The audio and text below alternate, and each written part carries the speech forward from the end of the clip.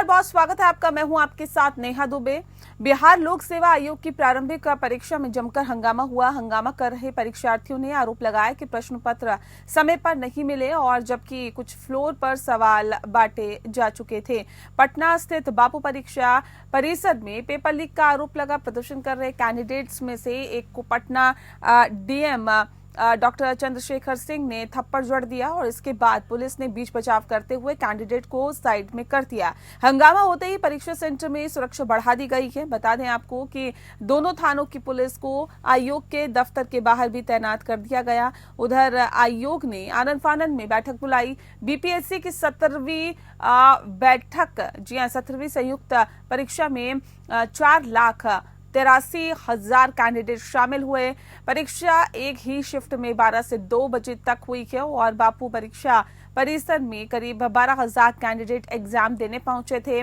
यहीं सबसे ज्यादा हंगामा भी देखने को मिला। अब इसमें एक और बड़ा अपडेट सामने आया है। अपडेट यह है कि पटना के कुम्हार स्थित बापू परीक्षा केंद्र पर छात्रों के हंगामे के बीच केंद्र अधीक्षक की मौत हो गई है और एक महिला अभ्यर्थी बेहोश हो गई है। हंगामे के दौरान केंद्र शिक्षक राम इकबाल सिंह को दिल का दौरा पड़ा है और उनकी मौत हो गई। वहीं डीएम के वायरल वीडियो पर सफाई भी आई है। कहा गया कि केंद्र अधीक्षक राम इकबाल सिंह को परीक्षा केंद्र में हार्ट अटैक आया है। आनन फानन में उनको अस्पताल ले जाने की कोशिश हो रही थी और उस समय स्थिति तनावपूर्ण थी। अभ्यर्थी रास्ता क्लियर नहीं कर रहे थे। इसी स्थिति में हाथ उठाना पड़ा और हालांकि इसके बावजूद भी केंद्र अधीक्षक की जान नहीं बचाई जा सकी। थप्पड़ मारने की घटना का उद्देश्य किसी को आहत करना नहीं था, बल्कि केवल व्यवस्था बनाए रखना ही था।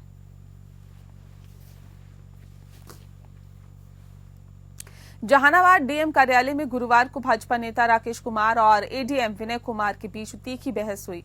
इस बहस का वीडियो भी सामने आया है जिसमें दोनों एक दूसरे पर आरोप लगा रहे हैं। वीडियो एडीएम साहब बोल रहे हैं कि मेरे चैम्बर में ही इडियट बोलेगा, बड़का नवाब बने हैं।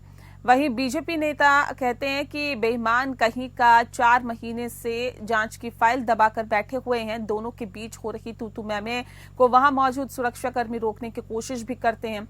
घटना के बाद एडीएम ने राकेश कुमार पर सरकारी कार्य में बाधा डालने का आरोप लगाते हुए नगर थाने में प्राथमिकी दर्ज कराई और पूरा विवाद एक पंचायत कर्मचारी के खिलाफ हो रही जांच से जुड़ा है। बताया जा रहा है कि घोसी थाना क्षेत्र के सोनवा गांव निवासी और भाजपा नेता राकेश कुमार पहले से की पंचायत तकनीकी कर्मी रंजीत कुमार पर 7,15,000 रुपए की गड़बड़ी का आरोप लगाकर कार्रवाई की मांग कर रहे थे। इसी मामले को लेकर एडीएम विनय कुमार इस मामले की जांच कर रहे हैं।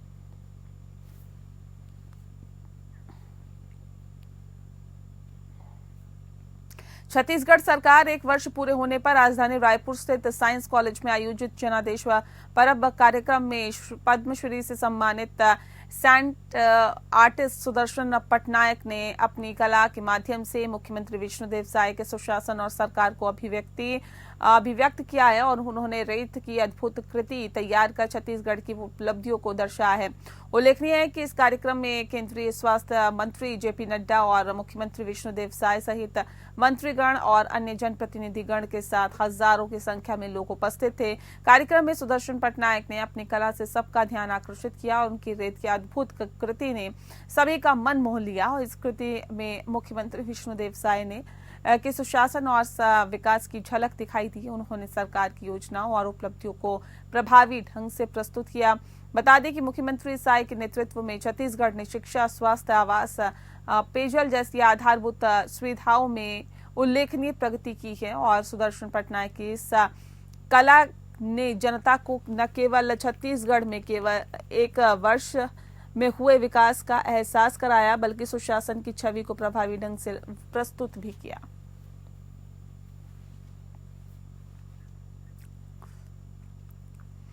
ग्वालियर में सेल टैक्स ऑफिसर बन ठगों ने ट्रक मालिक से 10,000 रुपए हड़प लिए हैं। ग्वालियर बाईपास टोल नाका के आगे पंजाब से एक ट्रक चालक ट्रक में ट्रैक्टर लोड कर पंजाब से छत्तीसगढ़ जा रहा था। तभी अचानक से टोल नाका के आगे एक बोलेरो गाड़ी में बैठे कुछ लोगों ने ट्रक को ओवरटेक कर लिया और ट्रक चालक ने रोकने की वजह पूछी तो उन्होंने खुद को सेल टैक्स डिपार्टमेंट से बताया है। उन्होंने कहा कि ट्रक में जो ट्रैक्टर लोड है वह बगैर कागज का है और जिस पर से ट्रक का चालक के साथ ट्रैक्टर मालिक ने सारे कागज मौजूद लोगों को दिखा दिए, फिर भी वे लोग थाने में जाने की बात करने लगे हैं और छोड़ने के एवज में 10,000 रुपए की मांग करने लगे, जिसके बाद ट्रक चालक और ट्रैक्टर मालिक ने उन लोगों को 10,000 रुपए दे दिए हैं। बाद में ठगी का एहसास होने पर ट्रक चालक ने ट्रैक्टर मालिक ने डबरा की सिटी थाना प्रभारी को एक शिकायत पत्र भी सौंपा।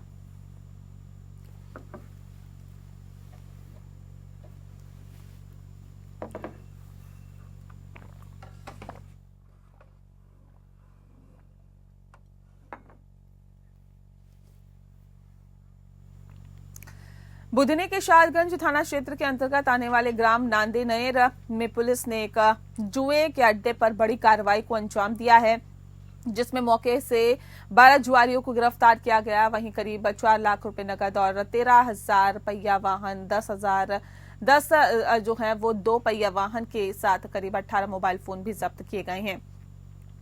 इस कार्रवाई में बुधनी एसडीओपी शशांक सिंह गुर्जर के नेतृत्व में शाहगंज थाना प्रभारी पंकज वाडेकर और थाना स्टाफ ने पूरी कार्रवाई को अंजाम दिया है। पुलिस से मिली जानकारी के अनुसार शाहगंज थाना क्षेत्र के अंतर्गत लंबे और ग्राम नांदेर में लंबे समय से जुए का अड्डा संचालित किया जा रहा था। मुखबिर की सूचना पर पुलिस ने कार्रवाई करते हुए जुआ खेलते हुए करीब 12 लोगों को गिरफ्तार कर लिया है।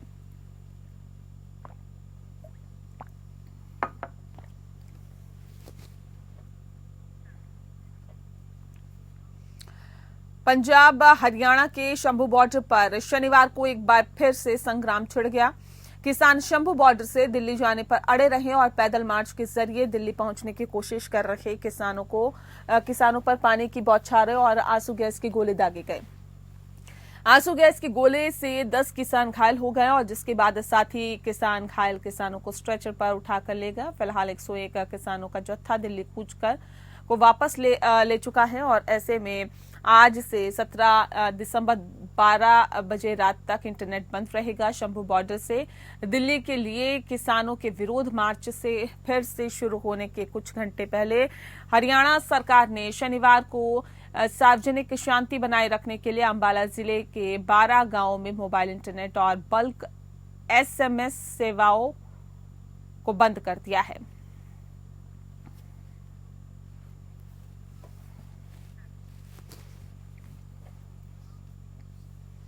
अगली खबर का रुख करते हैं। हरियाणा महिला आयोग की चेयरपर्सन रेणु भाटिया ने कहा है कि पुलिस जांच अधिकारी पीड़ित महिलाओं पर प्रेशर डालकर केस को खत्म करने की कोशिश न करे। यदि आयोग को इस तरह की कोई भी शिकायत मिलेगी तो उसके खिलाफ सख्त कार्रवाई की जाएगी। महिला आयोग द्वारा महिला पुलिस अधिकारियों और कर्मचारियों के साथ एक बैठक की गई, जिसमें रेणु भाटिया ने निर्देश दिए कि रेणु भाटिया ने जींद के आईपीएस अधिकारी के ऊपर महिला पुलिसकर्मियों द्वारा लगाए गए यौन शोषण के मामले में कहा है कि उन्हें अभी एसआईटी की रिपोर्ट मिलने का इंतजार है।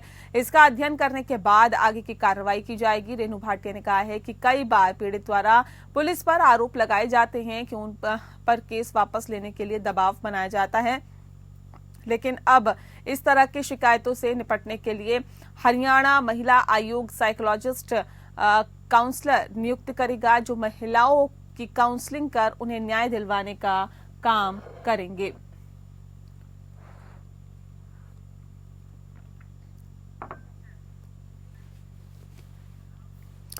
साइबर सिटी गुरुग्राम में जगह जगह कूड़े के ढेर लगे हुए हैं, जिसकी वजह से लोगों को गंभीर समस्याओं का सामना करना पड़ रहा है। हाल ही में हुई जिला कष्ट निवारण समिति की बैठक में सीएम नायब सिंह सैनी ने भी गुरुग्राम में सफाई व्यवस्था को दुरुस्त करने के लिए निर्देश दिए थे, जिसको लेकर नगर निगम आयुक्त अशोक कुमार गर्ग एक्शन में नजर आए। उन्होंने गुरुग्राम के कई इलाकों का दौरा किया और सबसे पहले उन्होंने बेरीवाला बाग के पास स्थित डंपिंग यार्ड का दौरा किया। इसके बाद वे सदर बाजार पहुंचे, जहां उन्होंने कूड़ा फैलाने वाले और अवैध तरीके से रेहड़ी लगाने वाले लोगों को भी सख्त निर्देश दिए। उन्होंने गुरुग्राम के सेक्टर 12 में जगह जगह बने कूड़े के ढेर को जल्द हटवाने के निर्देश दिए।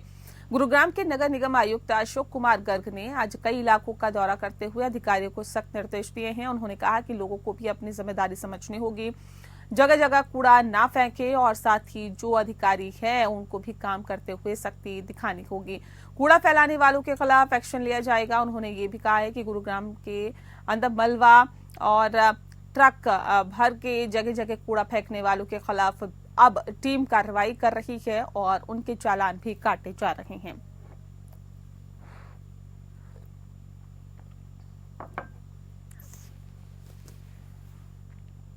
फरीदाबाद स्थित ओरिएंट फैन कंपनी में कामगार की लिफ्ट से गिरने के कारण दर्दनाक मौत हो गई है। इस पूरी घटना का सीसीटीवी फुटेज भी सामने आया है, जिसमें कामगार लिफ्ट में माल लोड कर रहा था, तभी अचानक लिफ्ट चल पड़ी और उसमें वह फंस गया और लटकते हुए नीचे गिर गया, जिस अस्पताल ले जाया गया जहां पर उसकी मृत्यु हो गई। पुलिस ने लिफ्ट को सील करके जांच शुरू कर दी है। हादसे का कारण क्या रहा है?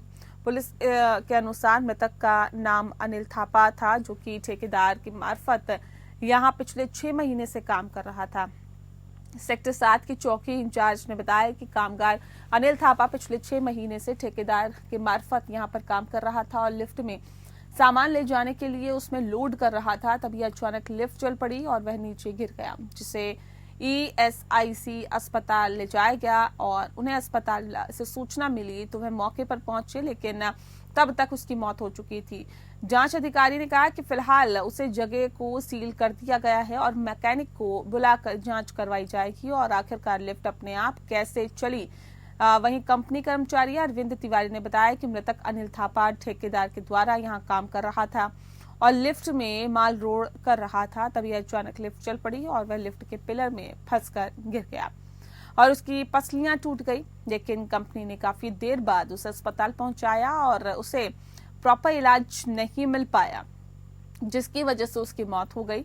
उन्होंने कहा कि अब वह पुलिस कार्रवाई को लेकर पुलिस चौकी में पहुंचे हैं।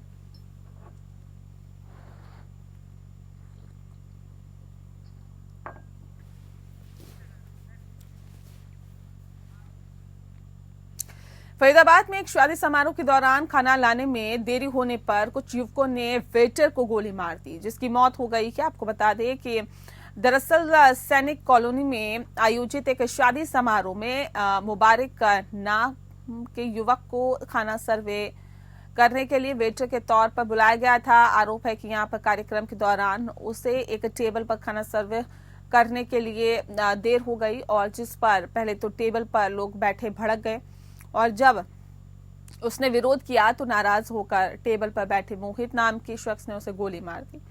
गोली लगने के बाद मुबारक को अस्पताल ले जाया गया, लेकिन तब तक उसकी मौत हो चुकी थी। फिलहाल पुलिस ने मृतक के परिजनों को शिकायत पर मामला दर्ज कर लिया है और आरोपी की तलाश में जुट गई है।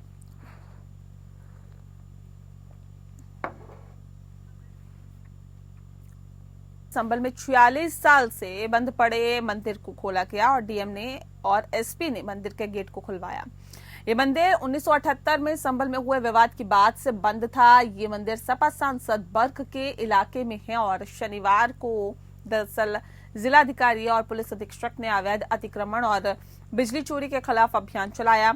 इस दौरान दोनों अफसर खुद मौजूद थे। कार्रवाई के दौरान जब मंदिर पर नजर पड़ी तो जिलाधिकारी और पुलिस अधीक्षक ने मंदिर के बारे में पूछा। इसके बाद मंदिर को खुलवाया गया। इस विषय में जानकारी देते हुए जिलाधिकारी संभल डॉक्टर राजेंद्र पेसिया ने बताया कि मंदिर पर नजर पड़ी तब इसको खुलवाया गया और कुएं के ऊपर रैंप को बनाकर रखा था। जब रैंप को हटाया गया तो नीचे कुआं निकला। मंदिर की साफ सफाई की गई है और लोगों के हवाले कर दिया गया है।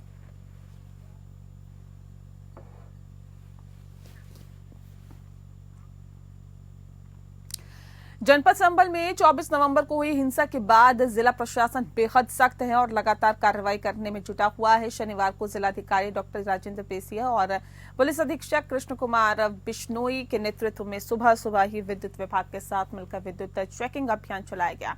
इस दौरान करीब 150 घर, मंदिर, माफ कीजिएगा, 150 घरों, मस्जिद और साथ ही साथ मदरसों से बिजली चोरी पकड़ी गई है। और इस विषय में जानकारी देते हुए डॉक्टर राजेंद्र पेसिया जो डीएम हैं, उन्होंने बताया है कि आज सुबह लाउडस्पीकर से होने वाले ध्वनि प्रदूषण को चेक करने के लिए आए थे। इसी दौरान हमने विद्युत चेकिंग अभियान भी चलाया और इस दौरान हमने कुछ कनेक्शन देखे और जिसके बाद हमने देखा कि एक छत के ऊपर से लगभग 100 से 150 घरों को सप्लाई बिजली की जा रही थी और पूरी छत को बिजली घर का रूप दे दिया गया था। इस मामले में प्रशासन मुकदमा भी दर्ज करेगा, वसूली भी करेगा और साथ ही प्रॉपर कार्रवाई भी की जाएगी। इस दौरान कुछ मस्जिद और मदरसों से भी विद्युत चोरी के मामले सामने आए हैं, जिस पर एक्शन लिया जाएगा।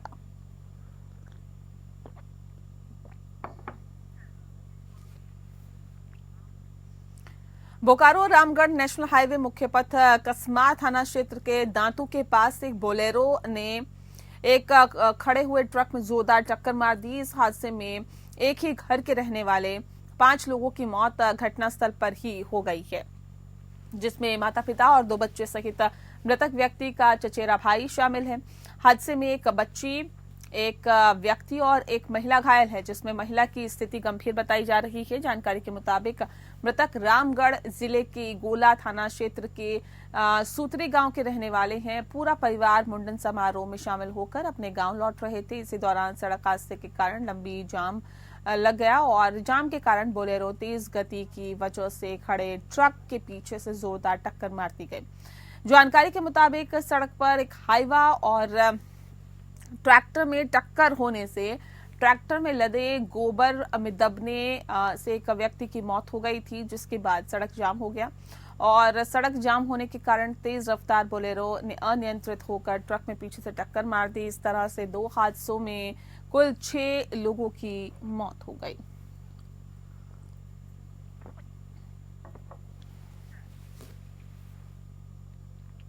उल्लासनगर पुलिस थाने के वरिष्ठ पुलिस निरीक्षक विष्णुनाथा ताम्हाणे ने अपनी लगन और मेहनत से वेस्टर्न ऑस्ट्रेलिया के बल्स्टन में आयोजित आयरन मैन स्पर्धा में शानदार सफलता प्राप्त की है। 1 दिसंबर को आयोजित इस अंतर्राष्ट्रीय स्पर्धा में 1700 प्रतिभागियों ने भाग लिया, जिसमें से केवल 1100 ने इस कठिन चुनौतियों को पूरा किया। 56 वर्षीय विष्णु ताम्हाणे ने अपने 18 वर्षीय बेटे गौरांग ताम्हाणे और सहयोगियों विजय अनपट और संदीप पाचपुते के साथ इस प्रतियोगिता में हिस्सा लिया।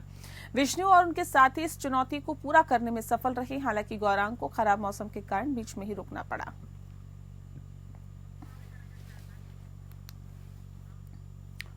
और बुलेटिन में फिलहाल इतना ही। नमस्कार।